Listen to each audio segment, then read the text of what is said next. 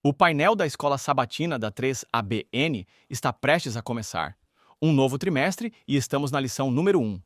O título desta lição é Alusões, Imagens e Símbolos. Como estudar profecias bíblicas. Estamos na lição número 1.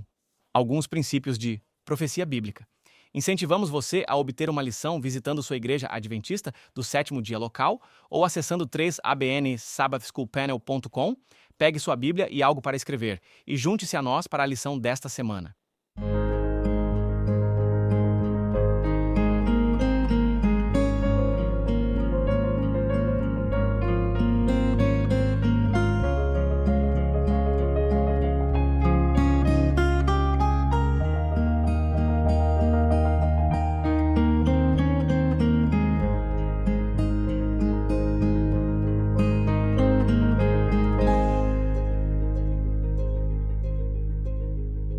Bem-vindo ao painel da Escola Sabatina. Esta é a lição número 1 de um novo trimestre, e o título para este trimestre é Alusões, Imagens, Símbolos. Como estudar a profecia bíblica. Esperamos que você tenha a sua lição. E se você não tiver uma lição, queremos incentivá-lo a visitar 3abnsabbathschoolpanel.com.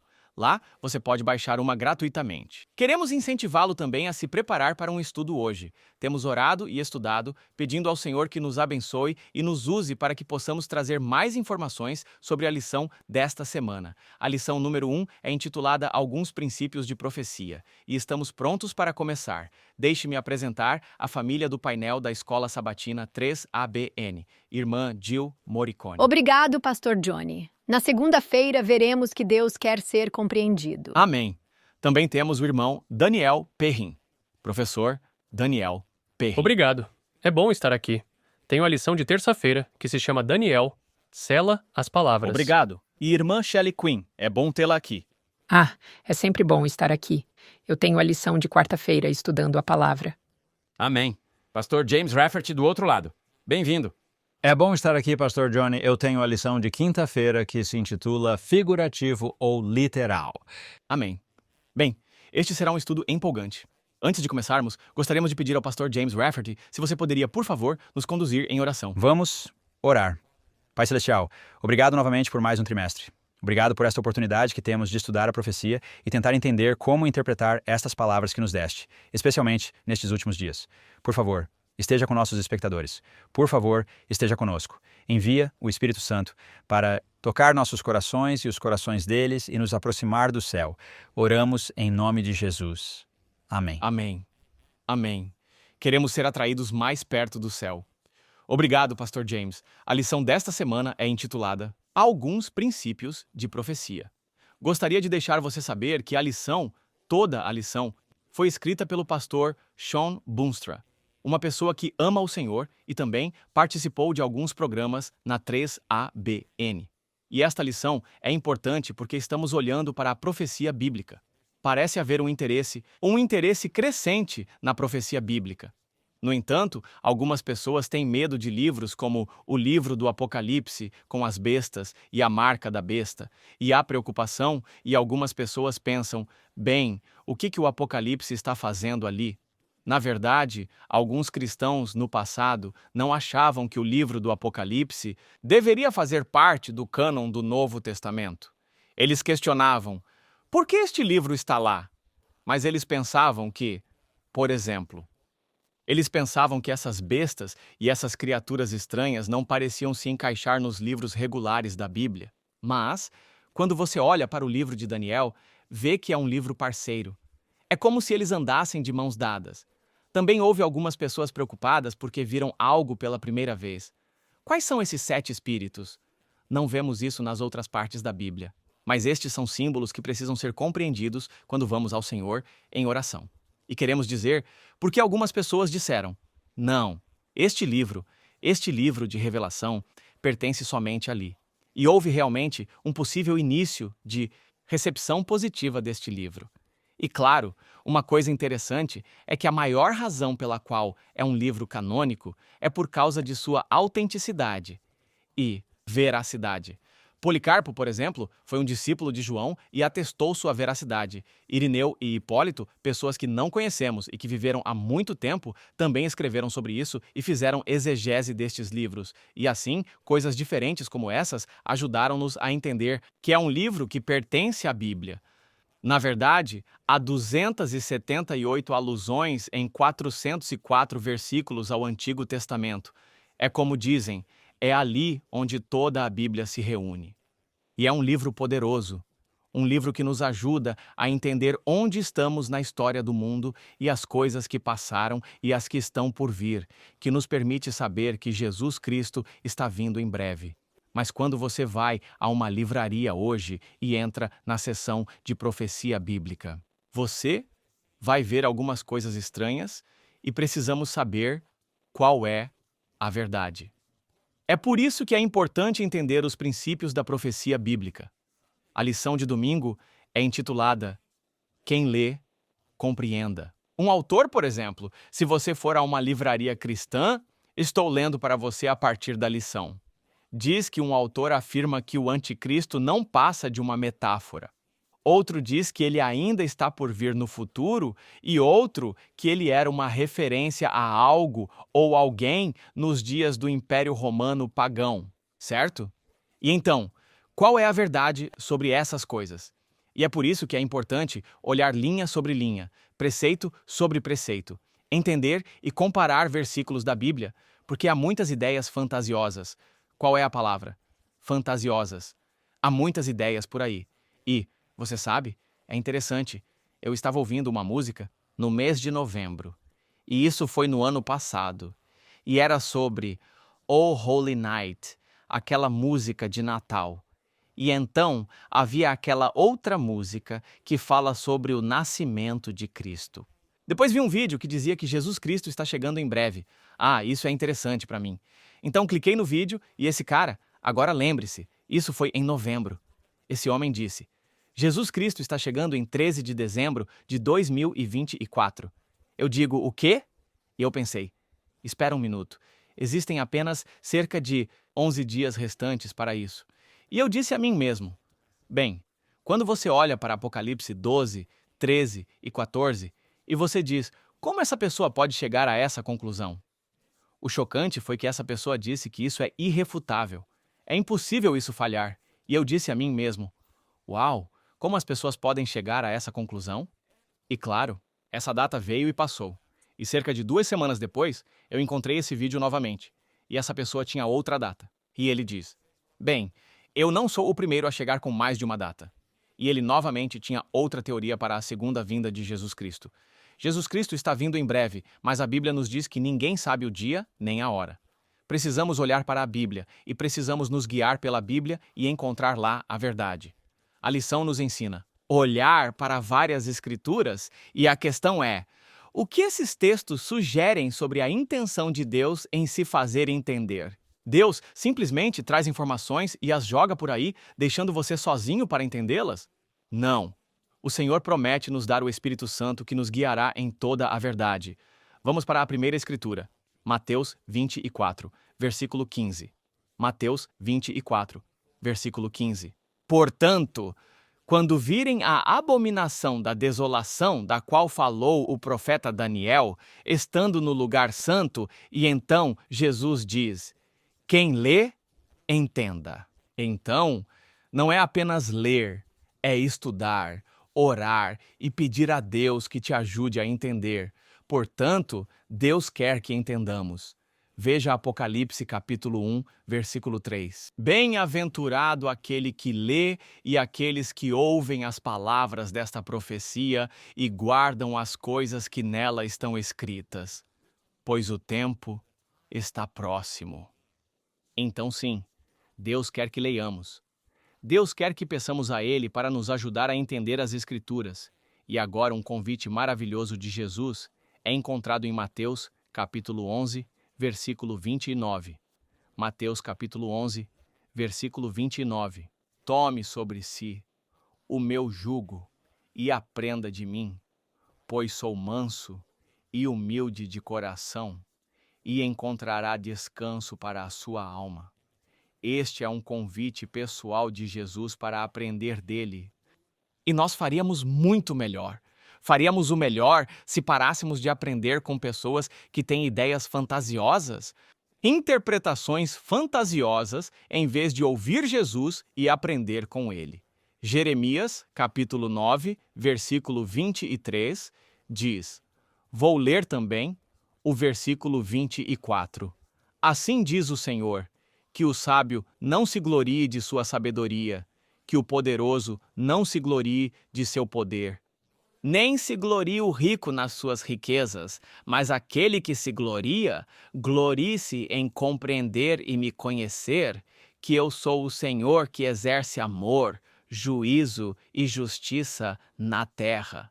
Pois é nestas coisas que tenho prazer, diz o Senhor. Temos o convite.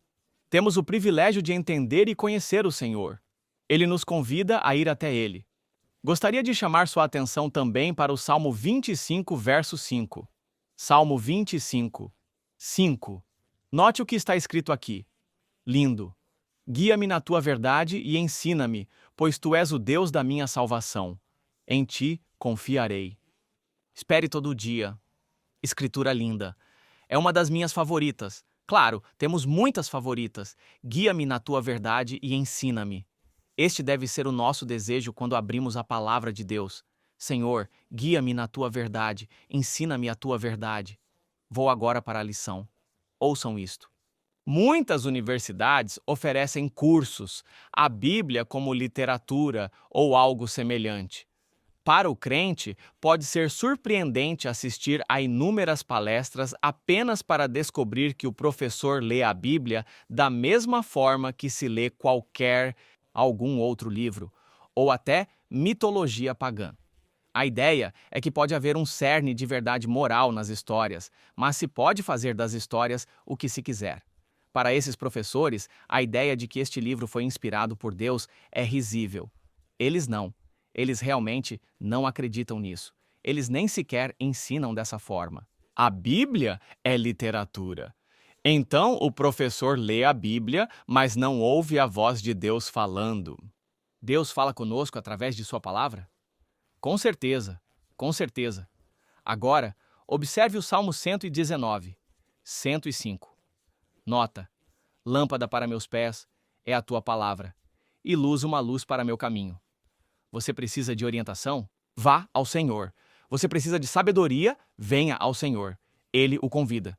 Se alguém tem falta de sabedoria, peça a Deus que dá a todos os homens liberalmente. Isto está no livro de Tiago, capítulo 1. E agora chamo sua atenção para Jeremias 33, versículo 3. Excelente escritura. Clame a mim, e eu responderei a você, e mostrarei coisas grandes e poderosas que você não conhece. Precisamos clamar ao Senhor. Ele quer nos mostrar coisas grandes e poderosas. Mais uma antes do meu tempo acabar. Isaías 45, verso 11. Note este. Assim diz o Senhor: Oh, Santo de Israel, aquele que o formou. Quereis acaso saber as coisas futuras? Quereis dar ordens acerca de meus filhos e acerca das obras de minhas mãos? Então, Deus tem uma política de portas abertas. Ele traz para você um convite para estudar, ler, entender. Ele promete o Espírito Santo para nos ajudar a entender as Escrituras. E temos na Bíblia muitas promessas imensamente grandes e preciosas, aguardando que nós as aceitemos e coloquemos em prática em nossas vidas. Incentivamos você a fazer da Bíblia uma prioridade em sua vida. Amém. Muito obrigado, Pastor Johnny. Que alicerce maravilhoso ao olharmos para esses princípios que nos dão uma compreensão da profecia bíblica. Estou ansioso por este trimestre, enquanto estudamos juntos e aprendemos quais são esses princípios e descobrimos como aplicá-los em nossas vidas. Sou Jill Morricone. Na segunda-feira, continuamos exatamente de onde o Pastor Johnny parou. Deus quer ser compreendido. A lição começou com o que achei uma ótima ilustração para o meu dia aqui. Quantos de vocês, todos nós, já estivemos em países estrangeiros? Muitas vezes. Tenho certeza de que vocês em casa também já estiveram em países estrangeiros. E se você vai a um país onde falam outro idioma e não falam o seu idioma? Pode ser frustrante, não pode? Você está tentando se comunicar onde fica o banheiro? Como posso tomar um banho? Onde fica um hotel? Pode ser frustrante. Mas pode ser quase perigoso se você ficar doente em um país estrangeiro e estiver tentando conseguir remédios ou ajuda e não consegue se comunicar com a outra pessoa. Deus tem o vocabulário necessário para se comunicar com você.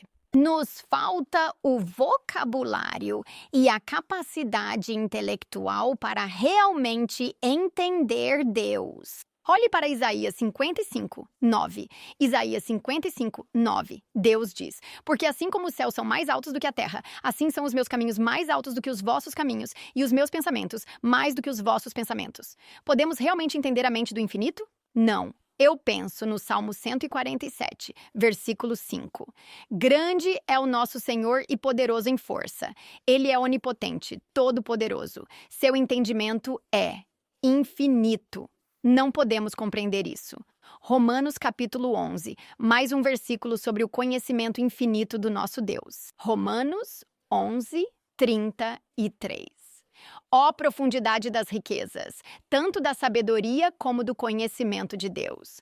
Quão insondáveis são os seus juízos e inescrutáveis os seus caminhos. Assim, ao examinarmos este princípio de entender a profecia bíblica, entendemos, em primeiro lugar, que a humanidade nunca poderá compreender completamente a mente do infinito. No entanto, há muito para nós conhecermos e compreendermos o plano de salvação. A profecia ilustra o plano de salvação. Esse é o foco do meu dia. A profecia ilustra o plano de salvação. Lembro-me de Paulo falando ao seu filho na fé, Timóteo, 2 Timóteo 3,15. Desde a infância, você conhece as Sagradas Escrituras. E qual era o propósito disso? Que podem tornar-te sábio para a salvação, com fé em Cristo Jesus. Então, qual era o propósito de ler a palavra? Qual é o propósito de entender e encontrar Jesus na palavra? Qual é o propósito da profecia para que você e eu encontremos salvação através da fé que está em Cristo Jesus? Então, para o restante do meu dia, quero dar a você 7 visões da profecia e do plano de salvação. Agora, isso não é totalmente abrangente. Isso não é um estudo de Gênesis a Apocalipse sobre profecia. Então, isso é apenas para aguçar seu apetite, por assim dizer. Para dar uma espiada no estudo da profecia e dizer: uau, posso estudar profecia? Posso olhar para a profecia da perspectiva de onde encontro Jesus? Onde encontro Jesus nesta profecia? E o que posso descobrir sobre o plano de salvação de Deus na profecia? Como o pastor Johnny mencionou, às vezes pensamos que, bem, as bestas são assustadoras e eu não quero olhar as imagens, mas sabe de uma coisa? Elas nos apontam para Jesus. Então, estas são apenas 7 imagens individuais, diferentes profecias, como você pode encontrar Jesus, e realmente é apenas para encorajá-lo a estudar a profecia e procurar Jesus. Imagem número 1. Jesus nos liberta. Esta é a primeira profecia, a profecia messiânica. Vamos para Gênesis. Gênesis capítulo 3, versículo 15. Gênesis 3:15. Eu porei inimizade entre você e a mulher, entre a sua semente e a dela. Semente com S maiúsculo, se referindo ao Messias vindouro Jesus que viria e traria libertação. Ele, Jesus, esmagará a sua cabeça, a cabeça da serpente, e você ferirá o seu calcanhar. Após o primeiro pecado e as consequências que foram dadas, vem essa promessa, essa profecia do Salvador vindouro. Aprendemos que Satanás não será vitorioso, que Jesus está vindo, primeiramente como um bebê e para morrer como nosso substituto, e que ele é mais forte do que Satanás. Então, o que aprendemos com isso? Jesus tem poder para libertar. Imagem número 2. Jesus toma o meu lugar. Isso é o que chamamos de expiação substitutiva. Vemos isso no Antigo Testamento com os cordeiros perfeitos e sem mácula que foram sacrificados esperando por Jesus, o Cordeiro de Deus que viria, e a profecia que vou olhar é Isaías 53 apontando: para o Messias vindouro. Isaías capítulo 53, versículo 5.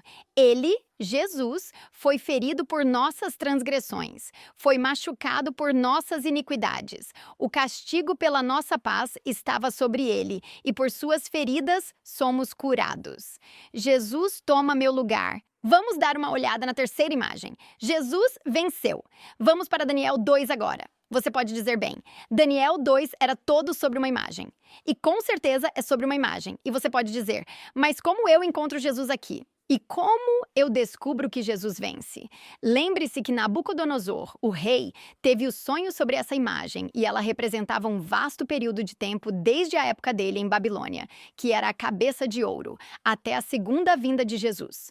Nós vemos a imagem com os reinos que sucederam Babilônia, Medo-Pérsia, Grécia, Roma. Então, chegamos aos dedos de ferro e barro e vamos ler Daniel 2,44. Naqueles dias, os dias dos reis. Esses são os reis de ferro e barro do nosso dia. O Deus do céu estabelecerá um reino que nunca será destruído, e o reino não será deixado a outras pessoas. Ele quebrará em pedaços e consumirá todos esses reinos. Ele permanecerá para sempre. O que isso nos diz? Deus será vitorioso neste conflito entre o bem e o mal, e Jesus vence. Imagem número 4. Descobrimos na profecia que Jesus morreu por nós. Vamos passar para Daniel 9. Agora você pode perguntar, bem, o que Daniel 9 tem a ver com Jesus? Tudo. Daniel 9. Vamos ler apenas um versículo. Versículo 25. Isso é o que chamamos de profecia das 70 semanas, que faz parte daquela mais longa profecia das 2.300 tardes e manhãs. E você pode dizer, mas isso é confuso e isso é apenas profecia. Mas veja, encontramos Jesus no meio. Saiba, portanto, e entenda que desde a saída da ordem para restaurar e construir Jerusalém até o Messias, o príncipe, haverá 7 semanas e 62 semanas. E, se você ler isso, descobrirá que no meio Jesus veio na hora certa, no horário previsto. No meio daquela semana, ele foi cortado. Ele foi crucificado, sacrificado por nossos pecados, e o sistema sacrificial do Velho Testamento, aquele sacrifício de cordeiros, foi abolido porque Jesus veio como nosso sacrifício supremo. Imagem número 5. Jesus nos justifica. Vamos para Daniel 7. Aqui, novamente, temos reinos mundiais desde o tempo de Daniel, chegando até o fim dos tempos. Mas, em vez de uma estátua, vemos bestas. E as diferentes bestas representam diferentes reinos mundiais. Mas, em Daniel 7, verso 9, vemos uma cena de julgamento ocorrer no céu. O ancião de dias está sentado. Sua vestimenta é branca como a neve. O cabelo de sua cabeça é como lã pura. Seu trono era uma chama de fogo. Verso 10. Uma corrente de fogo saiu e veio dele. 1.000 milhares serviram. O tribunal estava sentado e os livros foram abertos. Esta é uma cena de julgamento. E você diz, espere um minuto.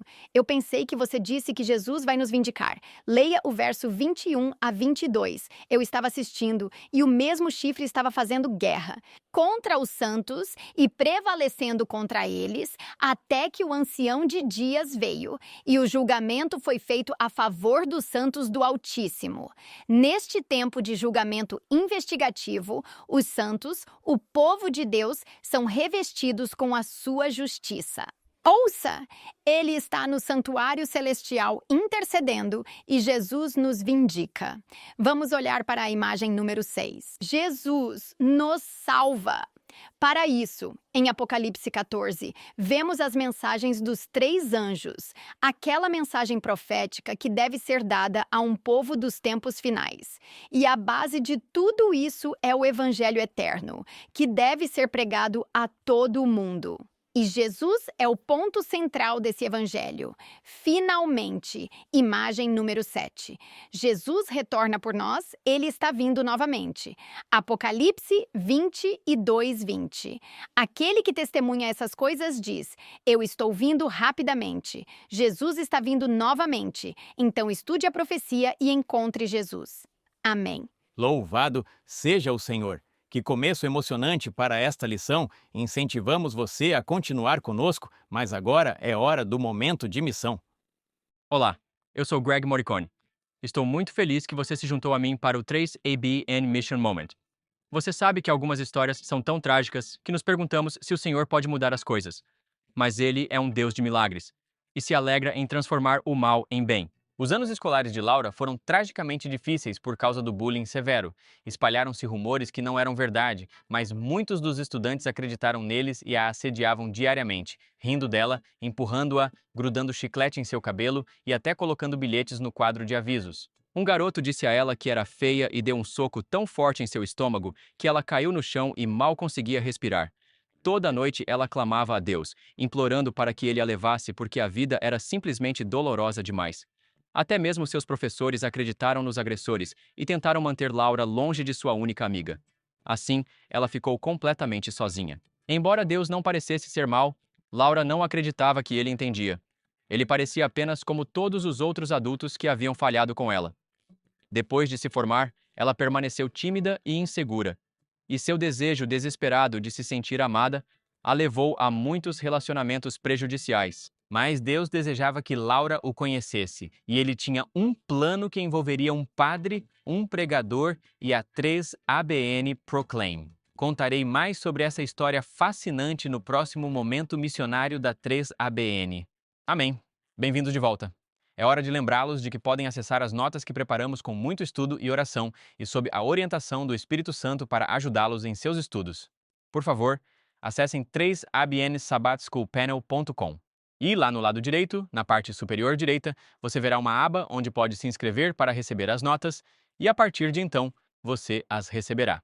Continuamos agora com o professor Daniel Perrin. Muito obrigado. Eu sou Daniel Perrin e tenho a lição de terça-feira que se chama Daniel Sela as Palavras, que soa como uma contradição com a lição de segunda-feira. Deus quer ser entendido, mas não é. E tenho que dizer, após segunda-feira, depois dessas duas primeiras lições, estou pessoalmente animado para procurar Jesus na profecia bíblica e espero que você também esteja. Então, vamos fazer isso agora, perto do final do livro de Daniel, capítulo 12. Bem, no versículo 4 encontramos este versículo. Ele diz: Mas você, Daniel, feche as palavras e cele o livro até o tempo do fim. Muitos correrão de um lado para outro e o conhecimento aumentará. Então agora estamos no final do livro de Daniel, começando no final. Tivemos quase 6 capítulos de histórias no livro de Daniel e mais de 6 capítulos proféticos. De visões proféticas e sonhos e mensagens. E todas aquelas visões proféticas, sonhos e histórias nos deram algumas informações importantes. Vimos coisas nas visões e aquelas coisas que vimos ou que foram vistos em visões são explicados e ilustrados nas histórias, de certa forma vividos em narrativas em pequena escala. Então, as histórias, elas dizem o que vai acontecer e meio que como vai acontecer. Mas então, nas visões, as profecias das visões, vemos um escopo mundial ampliado e vemos um pouco de quando as coisas vão acontecer. E então, ouvimos que está selado. Por que Deus selaria esta informação? E o que foi selado? Bem, vamos pensar sobre isso. Vamos analisar o que estava no livro de Daniel e descobrir o que foi selado. Porque não pode ser tudo, já que tem que ter algo lá que possamos entender sem que esteja desvendado. Passamos por Daniel capítulo 1, o primeiro capítulo. Há um teste de lealdade a Deus ilustrado com o que eu coloco na minha boca. Bem, eu posso entender isso. Nós olhamos para Daniel capítulo 2 e há uma história sobre buscar sabedoria de Deus e receber sabedoria de Deus. Nós olhamos para Daniel capítulo 3 e há uma história que tem um teste.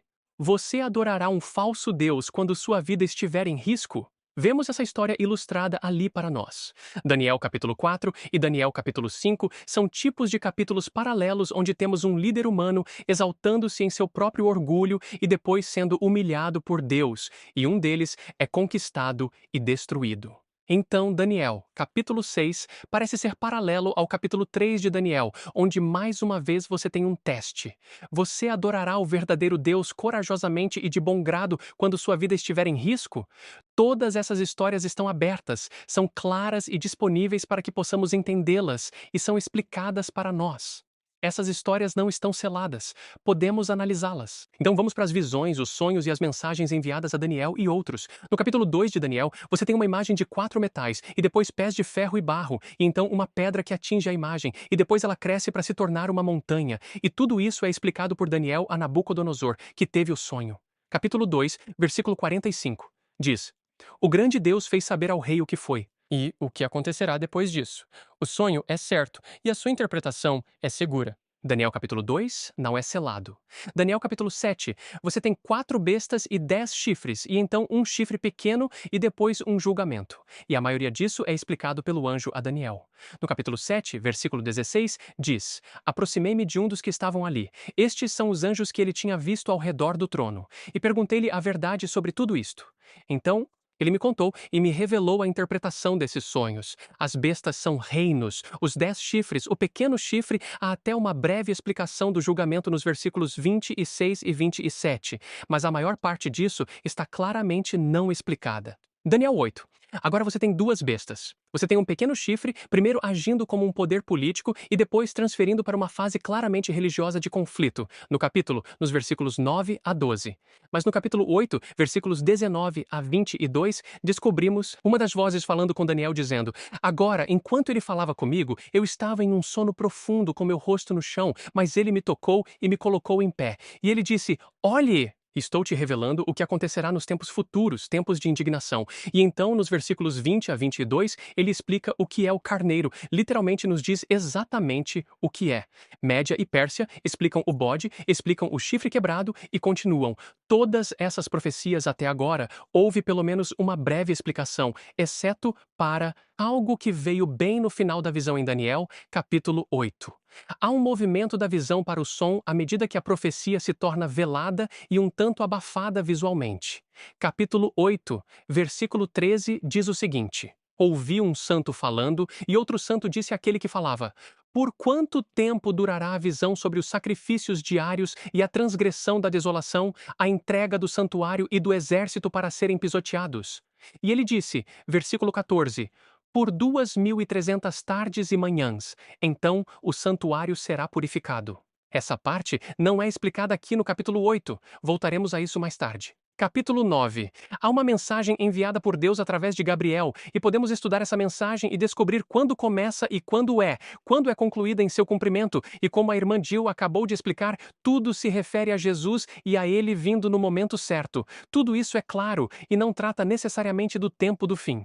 Mesmo nos capítulos 10 a 12 de Daniel, há uma mensagem de um anjo que está aberta para ser compreendida porque é dada em símbolos que são revelados à medida que os eventos ocorrem e vêm à tona conforme os eventos acontecem. E então, a maior parte disso ainda está acontecendo e estamos observando diante dos nossos olhos, mas isso estava disponível para ser estudado e entendido. Quase tudo de Daniel foi revelado, exceto por uma parte, aquele versículo Daniel 8,14. Então, Daniel 12,4 diz: Mas você, Daniel, feche as palavras. Bem, que palavras? Até 2.300 tardes e manhãs, e o santuário será purificado. Tudo isso direciona nossa atenção para o santuário, não na terra, mas no céu. Isso se torna a chave que, quando finalmente entendida, destrava e explica tudo o que precisamos saber sobre a profecia bíblica. E o que é o santuário? É simplesmente a mensagem de Jesus Cristo e sua justiça com Jesus totalmente no centro. É disso que se trata o santuário. Então, combinado com Daniel 9, os estudantes entenderam que nós entendemos que isso aponta para uma data, esses 2.300 dias que culminam em 1844, o que inicia uma fase final do ministério de Jesus Cristo no céu para trazer a plena justiça de Cristo em seu povo. E é nisso que Deus está trabalhando, é isso que Ele está fazendo por nós agora. E então o período de tempo diz: sela o livro até o tempo do fim. Muitos correrão de um lado para o outro e o conhecimento aumentará. Bem, qual é o período de tempo do fim? É agora. Estamos nesse período. Muitos correrão de um lado para o outro. Isso não é sobre viagens mundiais ou velocidades de internet relâmpago. Imagine um pergaminho, não um livro, mas um pergaminho desenrolado, não para uma única parte, mas o pergaminho inteiro, com vários metros de comprimento. E enquanto você se move de um lado para o outro, comparando uma escritura com outra, está literalmente se movendo para frente e para trás, no texto, no pergaminho de Daniel. E assim Deus está nos mostrando um tempo quando as pessoas, ao usarem o método de comparar escritura com escritura, chegarão a compreender, no momento certo, a mensagem completa do santuário, lidando com o que Jesus está fazendo agora. E o nosso mundo quer saber, eles estão perguntando: o que está acontecendo? E o que vem a seguir? E à medida que começamos a compreender o que está acontecendo no livro de Daniel, somos levados a ter a capacidade de compartilhar com o mundo que está fazendo essa pergunta: o que está acontecendo agora? Neste momento, Jesus ainda está trabalhando, proporcionando o perdão e a purificação e mudança na vida das pessoas que estão desesperadamente buscando libertação do pecado, desesperadamente querendo uma purificação, desesperadamente querendo força e poder que reconhecem que não vem de dentro delas. E assim, todo o livro de Daniel, como Deus promete, agora está deslacrado e pronto para estudarmos e compartilharmos. Esse conhecimento que aumenta é o conhecimento divino, um entendimento divino. Jesus falou sobre o livro de Daniel em Mateus capítulo 24, versículo 15.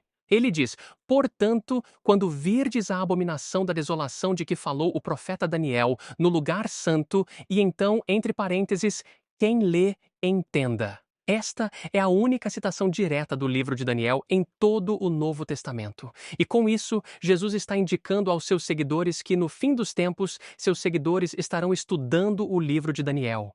Antes estava selado, agora está aberto, e está aberto para que possamos entender. Então, estamos nesse momento da história da Terra onde a mensagem profética completa de Daniel e Apocalipse em breve será completamente cumprida. Este é o tempo que Daniel falou a Nabucodonosor no capítulo 2, versículo 44, que diz: "Nos dias desses reis, o Deus do céu estabelecerá um reino que não será destruído." Então estamos nessa época e, para compreender a profecia bíblica, temos que voltar e examinar as páginas e os versículos do livro de Daniel e permitir que o Espírito Santo nos revele do que se trata. E quando fazemos isso, reconhecemos que está se abrindo uma cena do ministério de Jesus no santuário celestial, que tem efeitos aqui na terra em nossas vidas. Então eu te encorajo, volte ao livro de Daniel, abra-o página por página, verso por verso, capítulo por capítulo e diga: Senhor, mostre-me Jesus neste livro. Que prazer é sentar aqui e ouvir vocês, Daniel, Jill e Johnny. Estou ansiosa para ouvir vocês também. Somos tão abençoados por termos bons estudantes da Bíblia, pessoas que realmente estudam a palavra. E eu sou Shelley Quinn. Quarta-feira é o título Estudando a Palavra. Cresci em uma igreja do Novo Testamento. Fui ensinada que o Antigo Testamento não era mais relevante para os cristãos de hoje. E depois da faculdade, estudei e saí desse sistema de crenças. Mas a questão é que as peças fragmentadas das Escrituras que eu conhecia de alguma forma se juntaram e ficaram desconexas. Foi como se eu estivesse tentando ver uma imagem em um caleidoscópio, sabe? Onde você tem todos esses pequenos pedaços quebrados e nada realmente se funde. Ainda mantive algumas tradições que foram passadas para mim. Eu simplesmente acreditava que eram da Bíblia que me ensinaram na igreja. Ouça o que Jesus disse aos líderes religiosos em Marcos capítulo 7, versículo 13. Ele diz que vocês estão tornando a palavra de Deus sem efeito por meio de suas tradições, que vocês transmitiram. E muitas coisas assim vocês fazem. Sempre temos que ser cuidadosos. E a melhor coisa que minha mãe me disse, lembro que eu tinha 18 anos e ela disse: "Não acredite em algo só porque um pastor disse isso de um púlpito. Vá para a palavra e procure por si mesmo." Bem, eu tinha sido ensinada enquanto crescia que o Deus do Antigo Testamento era um Deus vingativo, irado, simplesmente esperando, me observando, pronto para me destruir. Enquanto o Deus do Novo Testamento era amor. Mas descobri que Deus não muda. Ele diz em Malaquias 3,6, "Eu sou o Senhor, não mudo." Hebreus 13,8 diz, "Jesus é o mesmo ontem, hoje e para sempre." Tiago 1,17 diz que ele é o doador de todo dom bom e perfeito. E ele diz, "Não há nele sombra ou variação. Não há sombra de mudança. Deus não muda." O caráter justo dele é luz. A Bíblia diz em 1 João 1,5, Deus é luz. A essência da natureza dele é amor. E a Bíblia diz em 1 João 4,8, Deus é amor. Então, o que Deus tinha que fazer era mudar minha perspectiva, a lente através da qual estudei as Escrituras. E comecei a estudá-las à luz de sua natureza amorosa e seu caráter justo. E adivinhe só, ele teve que ampliar meu foco de Gênesis a Apocalipse. E essa é a única maneira que eu estudo agora. Se estou estudando um tópico, vou procurar cada escritura de Gênesis a Apocalipse e depois as analiso no contexto. E é assim que você sabe que o que está ensinando, porque você sabe, às vezes as pessoas terão um versículo e se você olhar para todos os outros versículos, é como se você tivesse uma fila de cadeiras e todas elas estivessem alinhadas e houvesse esta que está fora do lugar e fazem uma doutrina com base nessa e não se alinha com o resto das escrituras. Mas é o seguinte, a Bíblia é uma única história, é a história do Messias, é a história do plano de salvação de Deus pela graça, através da justiça pela fé, e a narrativa do Novo Testamento simplesmente continua de onde o Antigo Testamento parou. 2 Timóteo 3, 15 a 17. Paulo está falando a Timóteo e ele diz: você sabe, conhece desde a infância as sagradas escrituras que podem torná-lo sábio para a salvação através da fé que está em Jesus Cristo. E ele diz que toda a escritura é inspirada por Deus. É útil para a doutrina. Doutrina significa ensino.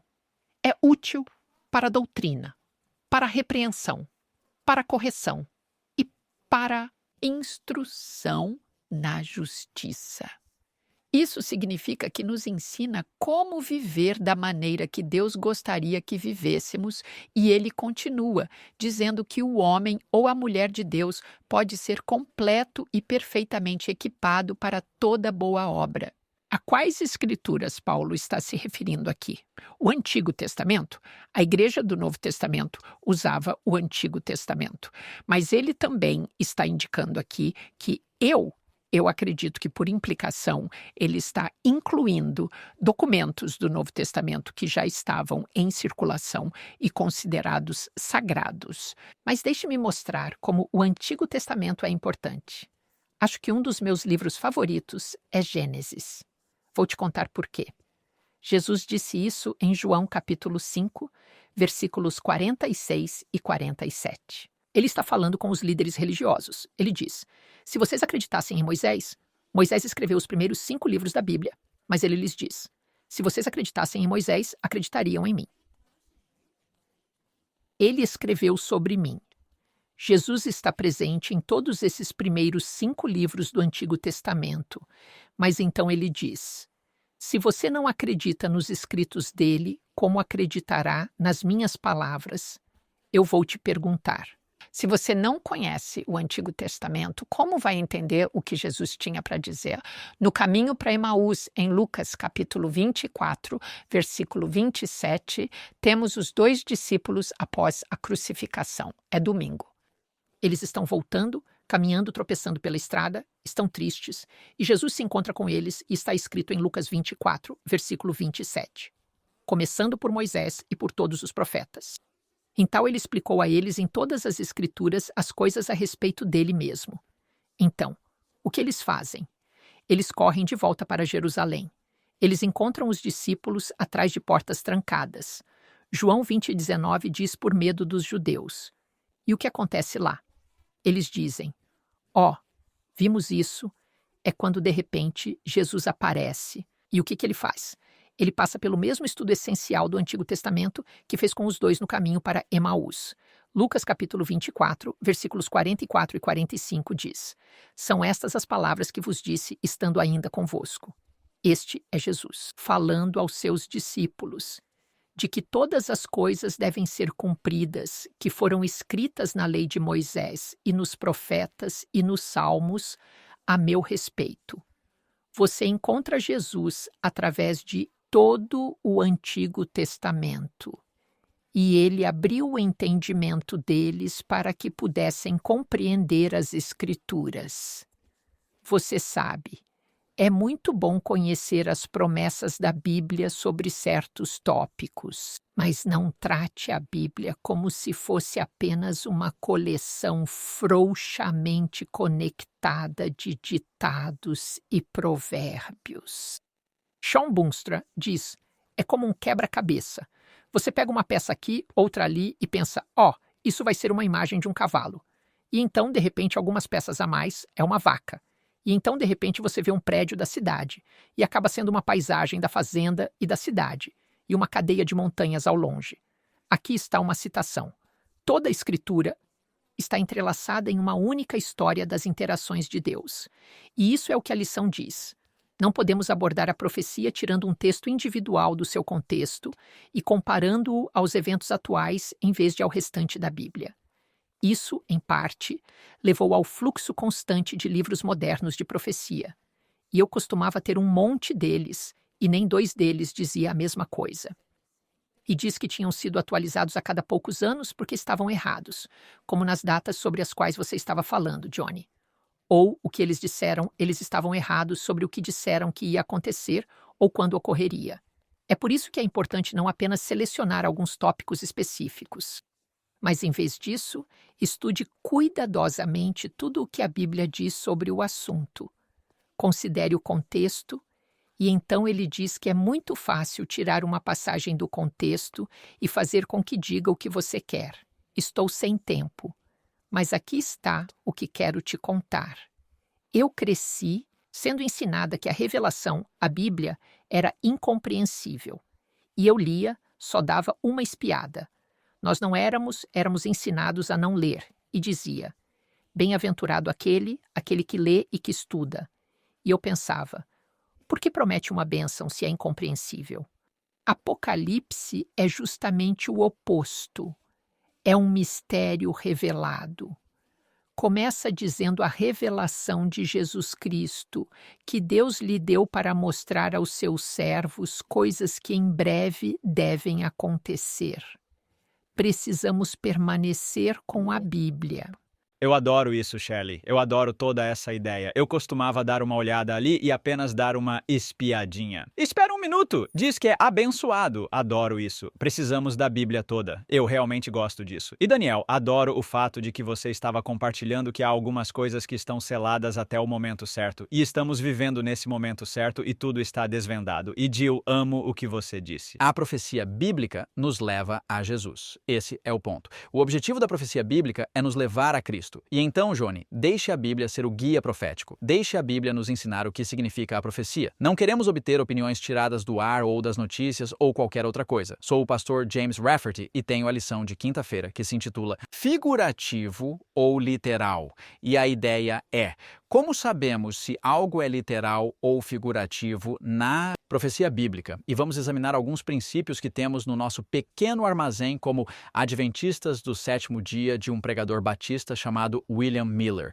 Princípios de interpretação profética de William Miller. São 14 deles e tem sido uma verdadeira bênção para mim. William Miller foi em um momento um crente, depois meio que se tornou um deísta. E, eventualmente, Deus o conduziu de volta à palavra de Deus e ele estudou a palavra de Deus de Gênesis a Apocalipse, palavra por palavra, verso por verso, até que sua mente estivesse satisfeita com a compreensão do que estava lendo. E, eventualmente, ao fazer isso nesta jornada, ele elaborou esses princípios que têm sido uma bênção para mim e para muitos, para as pessoas desde então, princípios que podem realmente nos ajudar a entender como estudar a profecia. E então, não vamos cobrir todos os princípios, eles estarão nas notas, porque não temos tempo para cobrir cada um deles, mas vamos começar com aqueles que se aplicam especificamente à exposição da profecia. Então, vamos começar com o número 5. Já mencionamos isso, mas apenas para reiterar, a Escritura deve ser seu próprio expositor, pois é uma regra em si mesma. Não posso depender de um professor para me explicar, porque talvez ele vá adivinhar o significado ou tenha sua própria interpretação pessoal.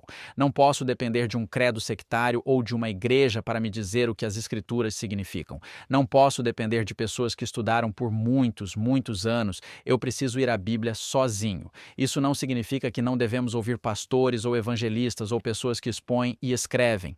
Mas vamos à Bíblia e ver se o que eles estão dizendo é verdade. Foi isso que os bereanos fizeram com Paulo. E há vários versículos aqui que poderíamos analisar. Salmo 19, 7 a 11, Salmo 119, 97. Realmente, vou deixar você olhar estas notas por conta própria, porque não teremos tempo suficiente para ver todas elas. Número 6, o princípio número 6. Deus revelou coisas futuras por visões por parábolas. E dessa forma, as mesmas coisas são repetidas frequentemente de novo e de novo. Vemos isso no capítulo 2 de Daniel, depois no capítulo 7 de Daniel, depois no capítulo 8 de Daniel e depois no capítulo 11 de Daniel. Deus nos dará mais e mais informações, especialmente se um assunto é importante. E, novamente, o assunto mais importante na Bíblia é o assunto de Jesus Cristo e nossa salvação. E assim, vamos encontrar esse assunto em cada parte da profecia. Está em toda a profecia, até mesmo o anticristo. Está lá para nos mostrar o falso Cristo. Esse é todo o ponto do anticristo. Bem, aqui está Cristo. Aqui está o plano de salvação. Agora, aqui está o que você deve evitar. Aqui está uma cópia falsa de tudo isso. Quando você ver isso, fuja disso. Mantenha-se o mais longe possível disso. Então, Deus, na verdade, nos mostra o falso para nos ajudar a entender o genuíno. Agora, número 8, sempre tem um significado figurado e eu usei muito em profecia para apresentar coisas futuras como tempos e eventos como montanhas, significando governos, ou bestas, significando reinos, ou águas, significando pessoas, ou dia, significando um ano, etc. Número 9. Parábolas são usadas como comparações para ilustrar assuntos e devem ser explicadas da mesma forma que figuras pelo assunto na Bíblia. Isso significa que parábolas também são simbólicas. Não é para ser tomado literalmente, como algumas pessoas interpretam a parábola do homem rico e Lázaro e dizem que todos estão no seio de Abraão e dão um pouco de água para beber. E, na verdade, tudo isso é uma linguagem simbólica. Não é linguagem literal. E ficamos desesperados sobre uma certa doutrina que ensinamos e queremos tentar reforçá-la e defendê-la, podemos recorrer a uma parábola e tentar interpretá-la literalmente apenas para isso. É o que muitas pessoas fizeram com o estado dos mortos e o inferno. Enquanto todas aquelas cadeiras no assunto se alinham em uma fila, Shelley. Elas estão todas em fila. Não queremos pegar aquela cadeira que está fora do lugar e construir uma doutrina inteira sobre isso. Queremos permitir que todas elas se unam e fiquem juntas. E então temos o número 10. Estou tentando chegar ao número 14 porque esse é o mais importante no meu entendimento, então estou avançando. Esse vai ser um pouco rápido. Aqui está o ponto sobre a velocidade com que falo às vezes, porque as pessoas mencionam isso com este vídeo. Você pode realmente pausá-lo, pará-lo, voltar, reproduzir de novo, porque temos apenas cerca de 10 minutos para cobrir tudo isso. Mas às vezes os números têm 2 ou mais significados diferentes, como um dia é usado em um sentido figurado para representar 3 períodos de tempo diferentes. Um dia pode realmente representar tempo indefinido, como o dia do Senhor. Não sabemos exatamente quando é isso. E também poderia representar um ano, e então pode também representar 1000 anos. E claro, pode representar 24 horas, pode ser literal. E assim, temos que encontrar a interpretação correta que harmonize com a passagem específica da Bíblia que estamos analisando e faça sentido quando a aplicarmos. Então, vamos à profecia dos 2.300 dias e colocamos, um dia é igual a 1000 anos. Isso são 23.000 anos, certo? Isso não se encaixaria. Que temos? Isso não permitiria que o Messias viesse na hora certa e no lugar certo.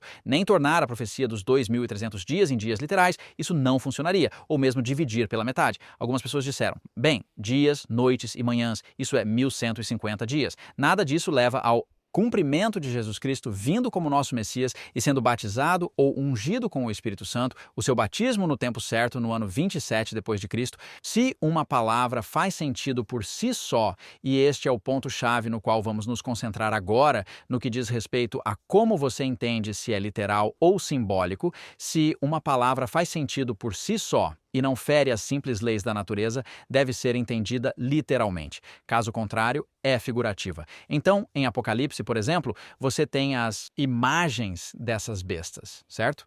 Uma vem do mar e outra da terra. E essas bestas têm, você sabe, cabeças e chifres diferentes. E isso faz sentido? Você vê bestas assim no zoológico ou em programas sobre a natureza? Não, isso não faz sentido como está. Então, deve ser entendido de forma simbólica, certo? E realmente é simples quando você percorre a Bíblia e olha para esses versículos bíblicos em profecia bíblica. Uma vez que você entende isso, que eles são simbólicos, então você começa a procurar o significado deles. Agora, isso nos leva ao número 12. Para aprender o significado de uma figura, você segue a palavra pela Bíblia. Quando encontrar uma explicação, substitua a explicação pela palavra usada. E se fizer sentido, não precisa procurar mais. Mas se não fizer, procure novamente. Então, temos uma besta surgindo do mar. Enquanto você lê a Bíblia, encontra em Daniel, capítulo 7, 17 e 23, que uma besta representa um poder ou reino terrestre. E você coloca isso, certo? Este reino surge do mar. O que encontramos em Apocalipse 17, 15, o mar representa povos, nações, multidões e línguas. Então este é um reino surgindo em uma área populada do mundo e aquela outra besta que sai da terra? Bem, a terra seria o oposto do mar. Então, isso seria uma área menos populosa. Além disso, esta é uma besta que está surgindo em uma área menos povoada do mundo. Então, você tem a compreensão correta baseada na palavra de Deus, não baseada em nossas interpretações financeiras ou fantasiosas, mas baseada na palavra de Deus. Portanto, para saber se você tem, número 13, o evento histórico correto ou verdadeiro, procure seu cumprimento na profecia. Assim, você não apenas pega o símbolo e o identifica, mas agora está procurando como isso será cumprido. Surgiu uma besta, surgiu um reino terrestre em uma área menos populosa do mundo por volta da época em que este primeiro reino estava caindo ou foi ferido. E estava surgindo com 2 chifres semelhantes a cordeiro, e o que isso representa? Apenas adiantando, os princípios do cristianismo civil e religiosamente, liberdade civil, liberdade religiosa, houve um poder que surgiu em uma parte menos populosa do mundo que se via mais como uma nação cristã? Sim, podemos ver que isso ocorreu na história, e assim temos uma verificação da profecia bíblica. Agora, note isto, a história e os eventos atuais não devem ser usados para interpretar a Bíblia. Em vez disso, devem ser usadas para confirmar o que a Bíblia realmente ensina. Agora, vamos para o último. Número 14. A regra mais importante de todas é que você deve ter fé. Deve ser uma fé que exige um sacrifício e, se testada, renunciaria ao objeto mais querido na terra. O mundo e todos os seus desejos, caráter, vida e ocupação, amigos, conforto do lar, honras mundanas, se algum desses impedir nossa crença em qualquer parte da palavra de Deus, isso mostraria que nossa fé é vã. Nem podemos jamais acreditar enquanto um desses motivos estiver escondido em nossos corações. Devemos acreditar que Deus jamais abandonará a sua palavra e podemos ter confiança de que aquele que repara na queda do pardal e conta os fios de cabelo da nossa cabeça guardará a tradução de sua palavra e colocará uma barreira ao redor dela, impedindo que aqueles que confiam sinceramente em Deus e que depositam confiança implícita em sua palavra errem muito do alvo. Da verdade. E tudo isso é encontrado em um livro chamado Incidentes da Vida, escrito por James White, 1868, e você pode obter uma cópia de todas essas notas se solicitar as notas de estudo da lição trimestral da Escola Sabatina. Amém. Muito obrigado. Que bênção tem sido ouvir a cada um de vocês e vemos que o Senhor tem usado vocês. Temos uma oportunidade para um último comentário de cada um de vocês. Começamos com a irmã Jill. Obrigado, Pastor Johnny. Na segunda-feira, acabamos de ver que Deus quer ser entendido e que o ponto-chave em toda a palavra de Deus é Jesus, descobrindo seu amor por nós nesse plano de redenção, para que possamos entender quem nosso Deus é ao procurar por Jesus. Eu só quero enfatizar que, embora haja algumas coisas seladas por um tempo na Bíblia, Deus não está retendo a verdade de você. Deus está oferecendo a verdade para você. E a luz completa vem da palavra de Deus e Ele quer que ela seja compreendida. Amém. Quando estávamos falando na quarta-feira sobre estudar a palavra, eu queria ler 2 de Pedro, capítulo 1, versículo 20. Nenhuma profecia da Escritura é de interpretação privada. Ao estudar o Apocalipse, tudo é sobre Jesus. Há mais de 500 alusões e citações do Antigo Testamento, particularmente Daniel, é uma chave para entender o Apocalipse. Amém. No capítulo 13 de João, no versículo 19, Jesus diz: Desde já vos digo, antes que aconteça, isso é uma profecia, para que, quando acontecer, acrediteis que eu sou. Jesus aqui está expondo Judas, o filho da perdição, e somos informados na profecia bíblica que há outro filho da perdição, o anticristo. A razão pela qual Jesus expôs Judas é para que os discípulos tivessem confiança de que ele era o Messias e não ficassem desencorajados quando a traição de Judas fosse revelada. E a razão pela qual Jesus expõe, a Bíblia expõe o anticristo é pela mesma razão, para que não percamos a confiança quando esse poder for revelado. Amém. Obrigado a cada um de vocês. Gostaríamos de fazer uma oração rápida. Vamos orar ao Senhor. Nosso amoroso Pai Celestial, agradecemos-te muito pelas santas escrituras que são capazes de nos tornar sábios para a salvação. Agradecemos-te por esta primeira lição. Pedimos que estejas conosco nas próximas lições. Nós o oramos para que abençoe cada um que se juntou a nós, em nome de Jesus. Amém. Junte-se a nós na próxima semana para a lição número 2, a fundação do Gênesis.